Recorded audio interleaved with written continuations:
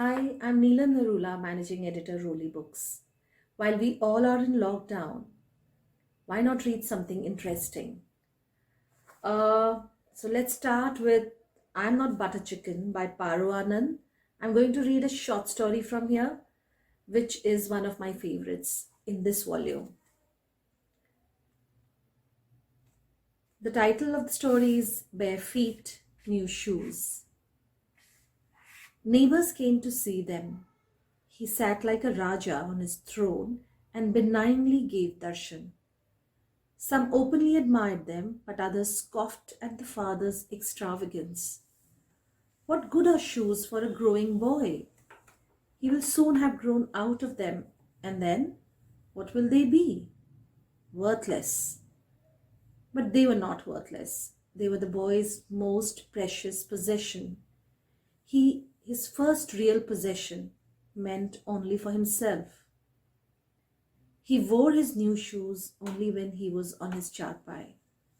The special charpai that was crafted by his wise father's clever hands.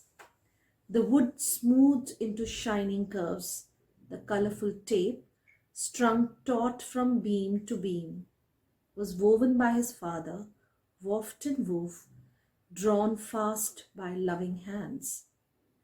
Sitting safely on his bed, the boy put on his first pair of shoes. They slipped on like a sigh. He wiggled his toes in them. There was lots of space. Good. The shoes would last him a long time, no matter what the neighbors said. He rotated his ankles, marveling at the way the firelight from his mother's chula reflected off the shiny surface. Like there was a secret fire which burned within them. He leaned back and lifted his legs high into the air. He smiled up at his precious shoes. The gleaming shoes smiled back. And in all the world, there wasn't a boy so proud or so happy. Years later, he had many pairs of shoes, cupboards full. He still bought each one with love and care. He bought shoes for his son now and his daughter. Little shoes, bright and shiny. But sometimes, just sometimes, maybe just once a year, or not even, he would reach into the dark, secret recesses of his shoe cupboard and pull out the muslin-wrapped package that lay there.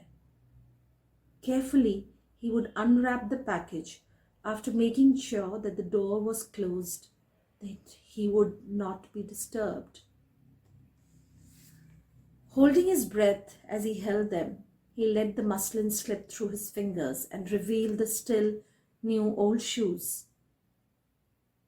Holding them like a little child, he stroked them, smelled their still new leather smell, smiled at them. Carefully he placed them on the expensive Afghan carpet and placed his now man's feet next to the 12-year-old's shoes.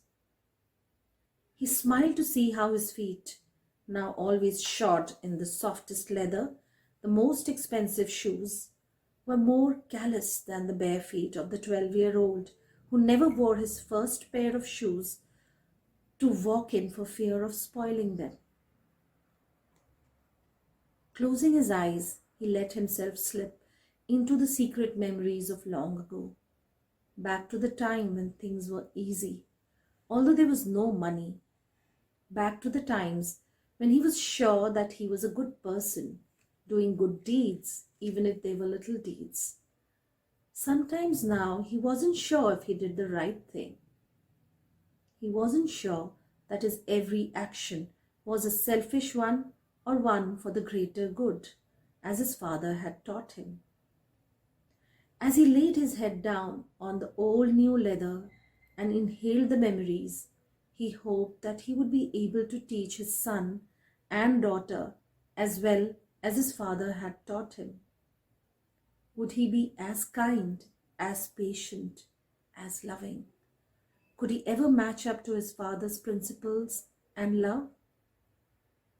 Would his children, years from now, be able to pick up a little memento of their past and say, yes, this is my father, this is his memory.